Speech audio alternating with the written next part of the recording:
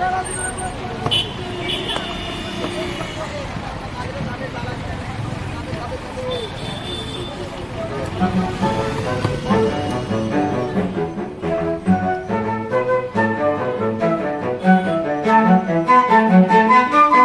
South Asia. Welcome to the podcast produced by the Department of Modern South Asian Languages and Literatures, South Asia Institute, Heidelberg.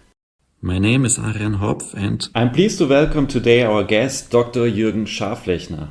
He is currently Research Group Leader at the Department for Social and Cultural Anthropology at Freie Universität Berlin and working on the populism of the precarious, marginalization, mobilization and mediatization of South Asia's religious minorities.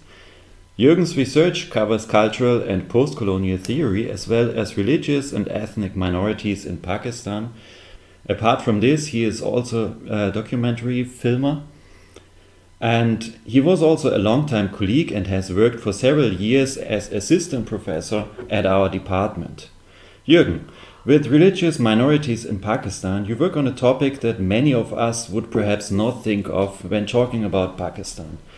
Pakistan is mostly considered to be a rather homogeneously Muslim country, but this ignores various religious and ethnic minorities living in Pakistan. Could you tell us a bit about which minorities live there? Thank you so much for the invitation, first of all.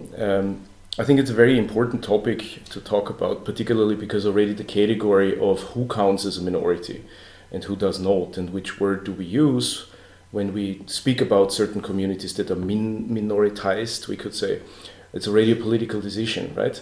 And minorities also appear. You can also produce minorities, as we have seen, for example, with the Ahmadiyya community in Pakistan, which before 1974, when Zulfikar Ali Bhutto declared them, actually non-Muslims were part of the majority, and then they became a minority in the process.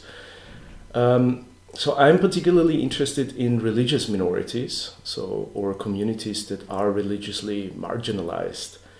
Why I think that this is interesting is simply because, as you mentioned before, Pakistan is considered widely Islamic Republic, majoritarian Muslim country, and very often it's overlooked that in Pakistan we find a large Hindu, a large Christian, right, and also a minuscule community of Jews, self-identifying Jewish communities, so to say.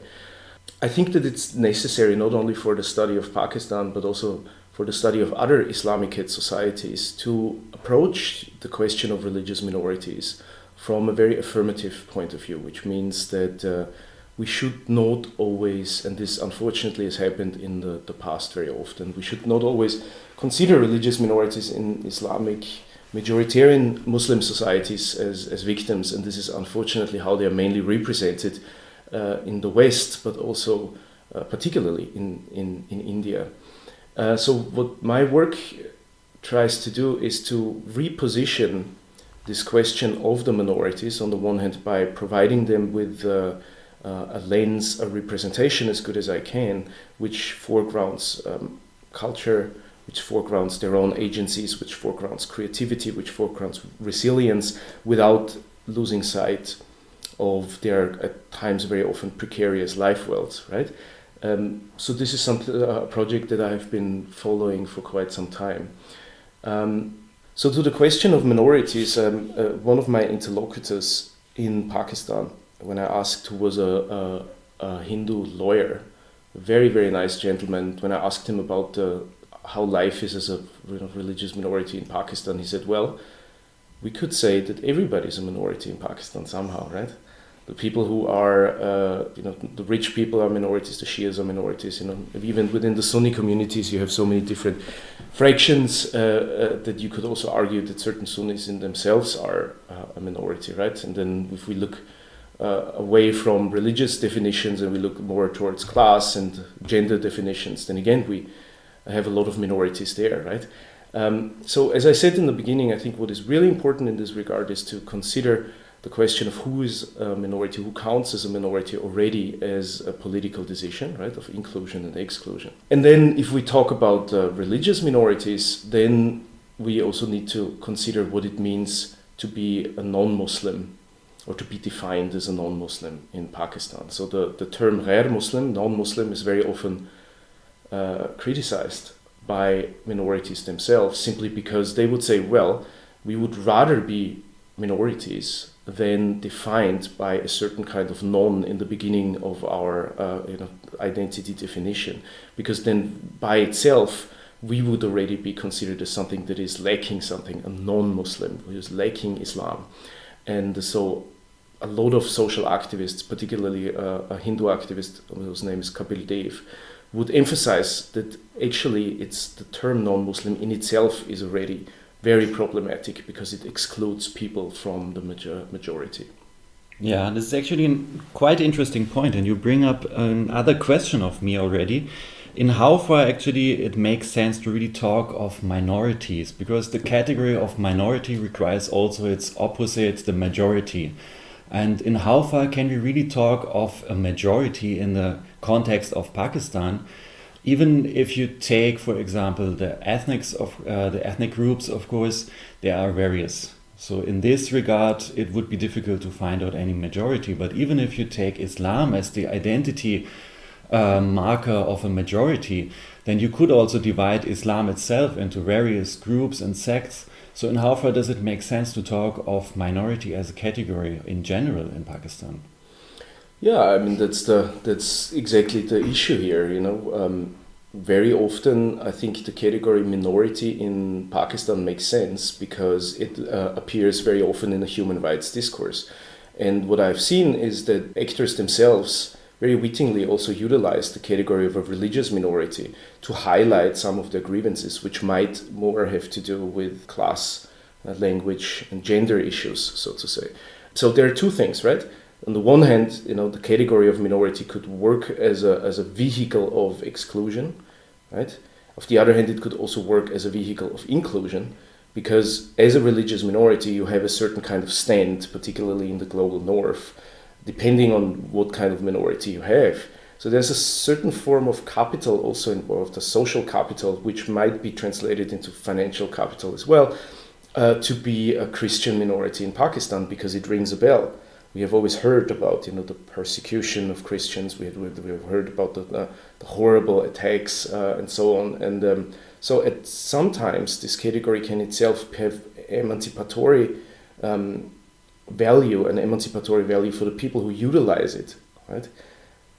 Compared to if they would say, well, we are, for example, brick workers who have terrible working condition in Pakistan, which might not be which might not be a category in which people are interested in let's say Europe or the United States. However, persecuted minority usually is something that people pay attention to. So this is, I think, one thing that we need to look at here. The other thing that I think is very important in this regard is exactly as you said, to understand the category of minority, you need to also assume that there is a majority and there is a homogeneous majority. And as we know from the 50s, from the Munir report, it's really, really hard to define who actually counts as a Muslim.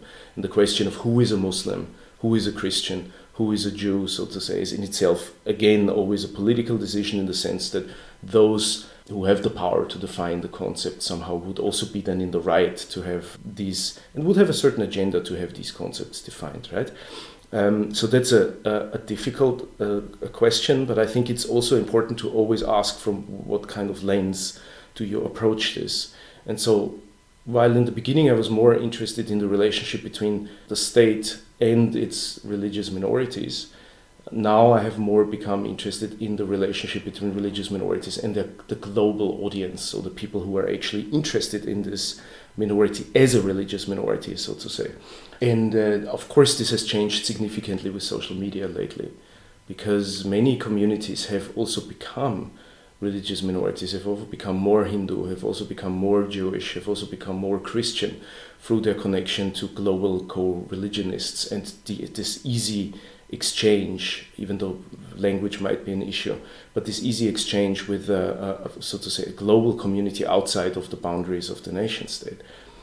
And I think that that's a very interesting question, because on the one hand it brings confidence to these communities. On the other hand, it also brings a form of commodification of their grievances, a form of simplifying package of very intersectional problems that people face, which then are packaged and commodified under the religious, under the category of religious minority, because, as I said before, they gain in visibility and people have a certain interest.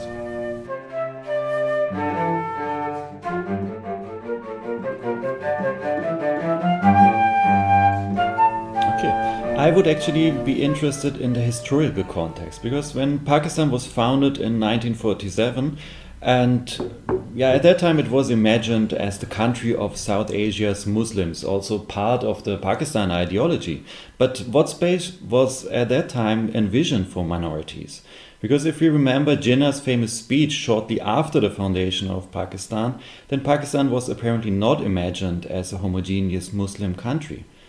But in how far is this not a contradiction, on the other hand, with the Pakistan ideology that propagated Pakistan as country of South Asia's Muslims, in contrast to the allegedly Hindu India? Yeah, I mean, so Jinnah's very important sentence from 11th August 1947 very often is marked when there are discussions about a potentially more secular Pakistan.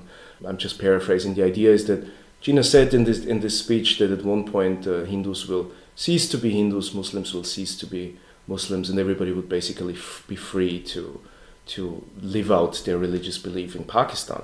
And I think that Jinnah also at this point believed in this, but there are also good examples for where he would say very much the opposite of this statement, and particularly the religious right would very often quote other parts of his speeches where it seems that Jinnah was interested in having actually a more Islamic state, a more theocratic approach, so to say, to building the new nation state. Now, how did this change historically? Well, interestingly, global developments very often have to do with how religious minorities in Pakistan are treated, right?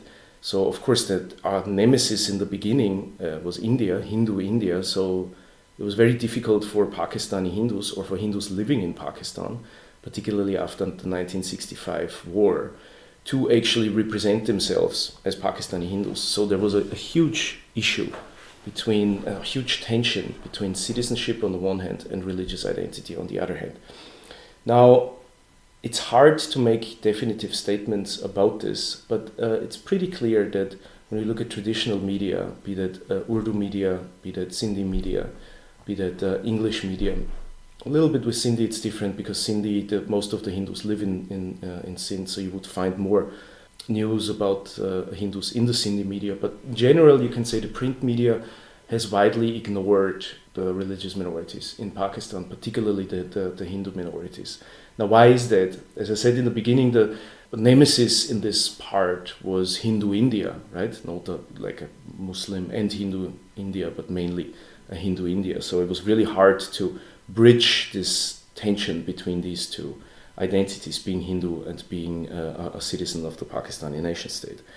Now, with social media, we can argue that this has changed. So there is a representation of a Hindu middle class. There's a representation of a Pakistani Hindu citizen that is more and more possible. And I think this has very much to do with people who on video blogging, on tweets, on Instagram, are able to present a certain form of normal life of Hindus in Pakistan. And that's also something that needs to be said very often. And the biggest part is, we probably have between 6 to 8 million Hindus living in Pakistan. So very often there is a certain normalcy to people's life in urban areas, right, with a certain kind of, class background. And so people who are able to engage with social media and people who use social media over the last, let's say, 5 to 10 years were able to represent Hindus more as Pakistani citizens. Now, footnote to this is that, let's say, 90 to 95% of the Hindus in Pakistan belong to what is called in Pakistan the scheduled castes. The scheduled castes would be so-called formerly untouchable communities such as the Megwar, the Bhil, the Koli, the Ur. And so a big part of when we speak about Pakistani Hinduism is also to speak about caste distinctions and class distinctions. So on the one hand, it is possible to have a more inclusive Pakistani society, which more looks out for its religious minorities, and I think social media has something to do with it, with this. On the other hand, social media brings its own kind of problems and its own kind of wrong representations. So I would say that for Hindus, for a very long time, they have been represented as the other of the Pakistani nation state, simply because of the दो कौमी नज़रिया, so the two-nation theory. I think that this changed lately. I think that Christians had a different position, and very often Christian communities are more confident in representing themselves as Christians and as Pakistani citizens at the same time, which also has to do, of course, with the colonial era, because colonial era and particularly the education through Christian colleges and so gave Christians a different position. Now, the footnote here is that many of the Christian communities themselves belonged before to the untouchable communities called the churas, the term that is not used anymore today. And so the same problems of class and the same problems of caste to a certain extent also pertain to when we talk about the Christian communities. Now the Christians, I think, are more represented or more in the public eye when there are frictions in the West. In the West, what is perceived as the West, let's say, in Pakistan and Islam. So the war in Afghanistan, the US-led Allied war in Afghanistan, for example, led to horrible attacks and crimes against the Christian minority simply because they are associated with the West somehow, right? And Hindus very often, as I said before, are still associated with India. So 1992 would also be an example in which, with the Babri Masjid in Ayodhya and the destruction of the Babri Masjid, Hindus globally, I think, but particularly in Pakistan, had to bear the brunt of this and were basically of the receiving end of this hatred in retaliation to the tearing down of the Babri Masjid in 1992. But this brings me actually to another point, or related to this actually, because you have told us a lot about the Hindu community that you have worked on a lot also during your research. So it would be interesting to get some more insights into your research.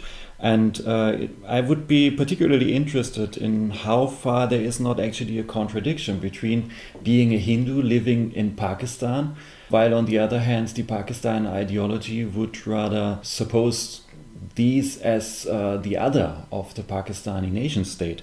So how does it come actually that Hindus lived and remained in Pakistan, still live in Pakistan? And another point that I would be interested in is why we find most Hindus living in Sindh and not in Punjab, for example.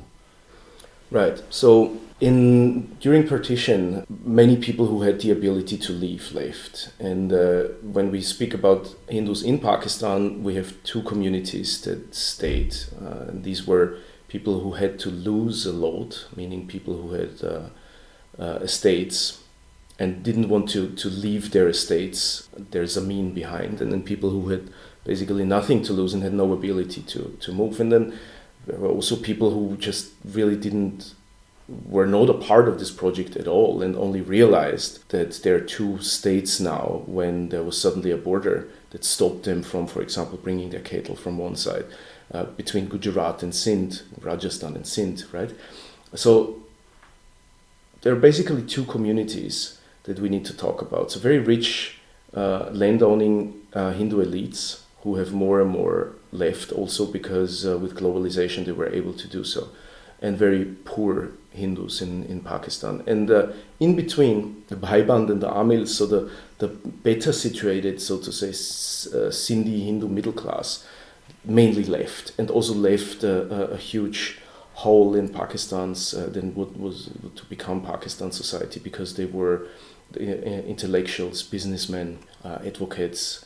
And so this vacuum needed to be filled. And so what we have today is this absolute strong over-representation of extremely poor, very often landless, and at times bonded, caught in bonded labor, Hari Hindu communities, who are extremely disempowered and struggle not only from being religiously marginalized, but struggle more from being marginalized because of their disempowered status, their caste status, and their class status. So is this a Hindu, a Pakistani Hindu identity now a contradiction to the Islamic Republic? Depends on who we ask. The Jamaat-e-Islami, some people in the Jamaat-e-Islami might argue so. The right, or the desecularized, to take Sadia Said's term, the desecularized parts and stratums of Pakistan society might also argue that this is very much the case. If we talk to the civil society, if we talk to liberals in Pakistan, then I think that this is not the case, and they would more argue for a more inclusive and secular Pakistan. Unfortunately, what we have seen since the 70s is this increasing focus of religious nationalism in Pakistan, which very often we find in Urdu literature, in Urdu news, which focuses on which wants to conjure a very coherent Pakistani Islam as the soul of Pakistan, as the elusive glue that keeps Pakistan together somehow. And this goes also back to what Zia al-Haq said at one point, that you cannot take Islam out of Pakistan, otherwise it would fall into pieces like a card house. And so there is this current within Pakistan that sees that this is its only kind of focus, that this is its only kind of legitimacy, and in this narrative, religious minorities play a very minor role. An important discussion here in this regard would also be the discussion of the Simis, right? Those who are protected by Islam somehow, those who live in an Islamic structure and need to be protected by the majority. So there is a form of patronizing attitude as well, which comes from the religious right? So it's not that the right wants people to disappear. That would absolutely be a wrong assumption. But the right definitely wants to have their own, the religious right definitely wants to have their own rights secured. And in this sense also, they would argue that some of the extensions of rights, the extensions of liberties of the religious minorities would also work against their rights. Alleged forced conversion would be an example for this, but also the education. Should Islamiyat, the study of Islam, be taught in governmental schools? And so they would very much then emphasize and say this is an Islamic country, and every kind of right that we give to the minorities, culturally or religiously, would also be then against the expansion of our own rights, and this is why we should not do this.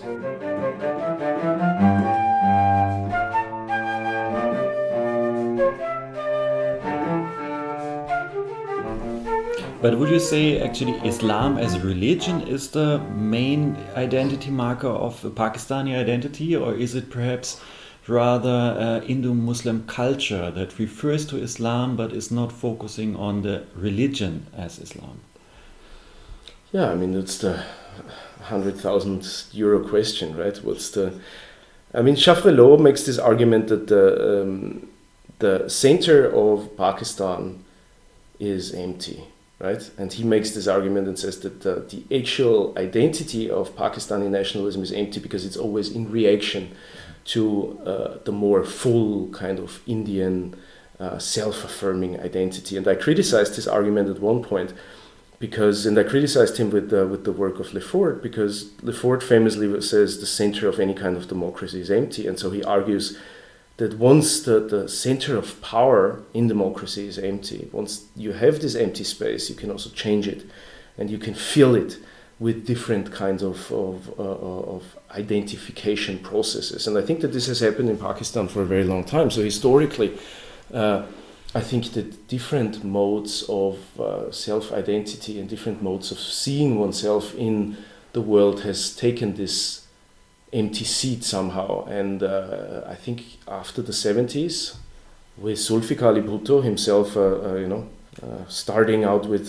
socialism, but then himself moving some of the main chess pieces that then basically needed to be in order so that Pakistan would go down this desecularizing and more Islamization process. With the 70s, with the shifting, the attempt of having the holiday on a Friday, with the prohibition of alcohol, right, with the declaring of the Ahmadis as non-Muslims, this started a process where Pakistan more and more shifted into becoming identified with a certain vision of Islam. And then with Zia al-Haq, this vision of Islam was mainly a Sunni Islam. How is it today? That's a good question. Imran Khan was very good at playing the religious card, but also playing the card of honor, right? Which not necessarily is something that directly has to do with Islam, but also has to do with the concepts of local honor, right?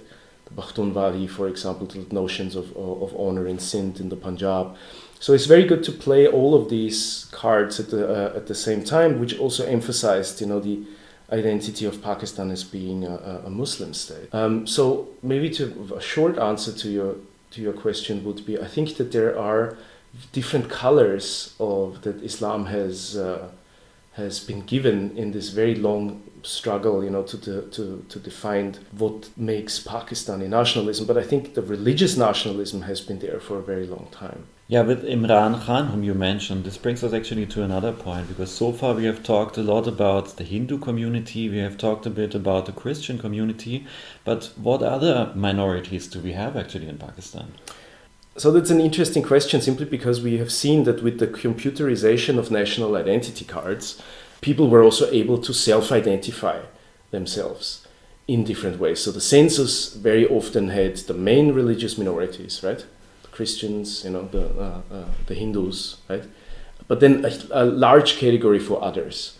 And this category of others, which was there in the census for a very long time, has now been more defined by the coming of the computerization of national identity cards, right? And simply because NADRA leaves it open to people to self-identify, which allowed a completely different approach to religious identities. I'm not saying that there was not a certain plasticity there before. There's always plasticity in religious identity through conversion, through self-identification, right? But also through political processes. But I think NADRA made this possible, and the coming of the CNIC, computerized national identity card, made it possible for people to self-identify. And so we see a coming back of very curious and at times maybe obscure categories. So, for example, if you look at the NADRA numbers, you would see that a certain part in Pakistan identifies with Africanism,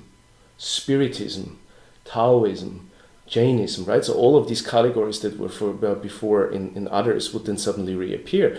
And one of the categories that I think came up and that has caused a lot of confusion then is also people who self-identify as being Jewish, which then started to a renewed interest in an allegedly hidden Jewish community in Pakistan.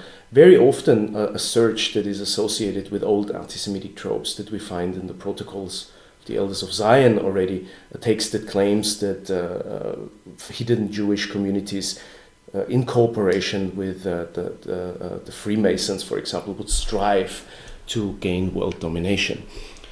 And so there are a lot of these categories, and when we look closer at them, I think they have a lot of interesting psychodynamics of why people would identify themselves as such, why they want to represent themselves as such. Also as, for example, as atheists, which is also one of the categories that came up. And so to answer your question maybe quickly, there are a variety of new categories of religious minorities in Pakistan. The opening, the globalization helped here, but mainly the ability to be connected through social media, through YouTube, to a vast array of religious becomings and religious identities, made it possible for people hand in hand with the shift from the census to Nadra, which allows people to self-identify, made it possible for new religious minorities or for new identities aside from the majoritarian Islam to emerge. Okay.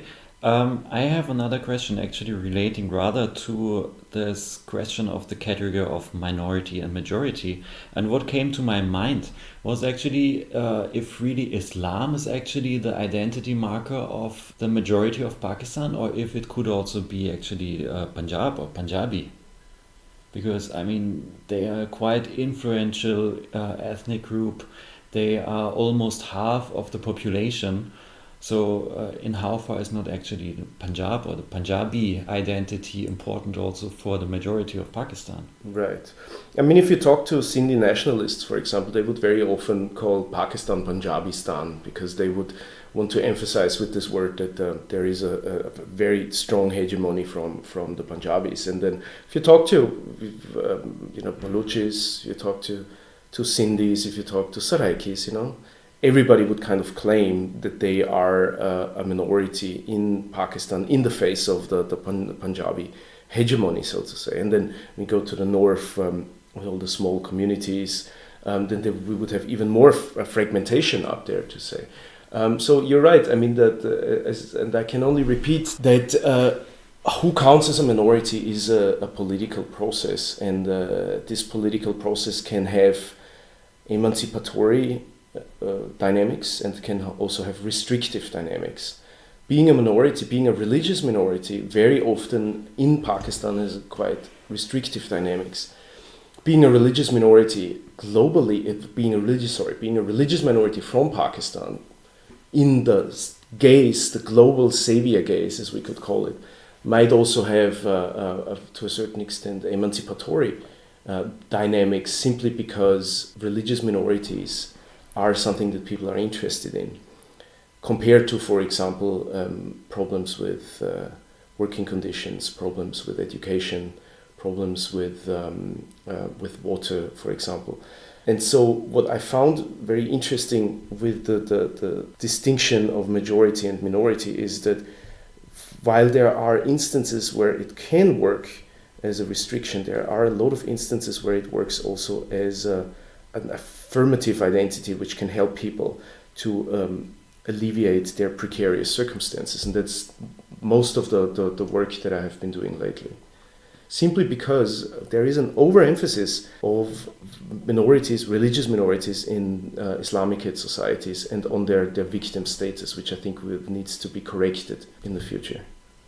Thank you very much, Jürgen, for your time, and thank you also for broadening our vision of Pakistan. Dankeschön.